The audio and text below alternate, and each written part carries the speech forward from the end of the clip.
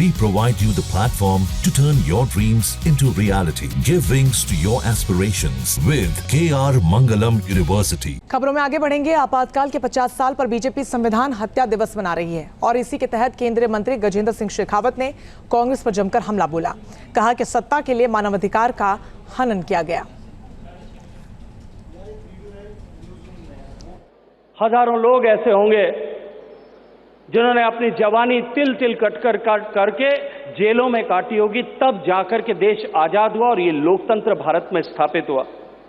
लेकिन दुर्भाग्य से काल के प्रवाह में ऐसी परिस्थिति बनी कि निरंकुश सत्ता ने सत्ता पर बने रहने के मोह में देश में आपातकाल की स्थापना आज के दिन ठीक 50 वर्ष पूर्व की थी। देश को इमरजेंसी के उस कालखंड में गुलामी की बेड़ियों से निकले देश को एक बार फिर देशवासी थी उस अभिव्यक्ति की आजादी को इमरजेंसी के नाम पर छीन लिया गया।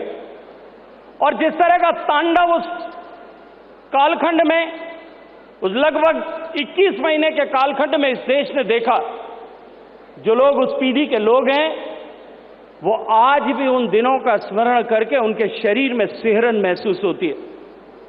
किस तरह से लोगों को खुलेआम बिना किसी मानव अधिकार की चिंता किए हुए खुलेआम अपनी व्यक्तिगत आकांक्षाओं की पूर्ति के लिए मौत के घाट उतार दिया गया। किस तरह से हजारों लोगों को बंदूक की नोक पर खड़े करके जबरन उनकी नसबंदी कर दी गई, जेलों में ठूस दिया गया, बिना किसी कानूनी कार्रवाई के ठूस दिया गया। लेकिन क्योंकि देश में लोकतंत्र की जड़ इतनी गहरी थी, जो हजारों साल से देश में लोकतंत्र की भावना थी, वो भावना पुनः बलवती हुई।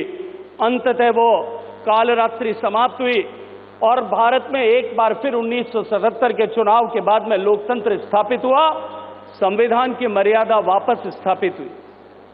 जहां भक्ति है हर शब्द में, कथाओं में छिपे हैं दिव्य रहस्य और ज्योतिष देता है जीवन को दिशा। धर्म से जुड़ी हर बातों को जानने के लिए हमारे चैनल स्तुति को सब्सक्राइब करें। चैनल पर जाने के लिए इस लिंक पर क्लिक करें।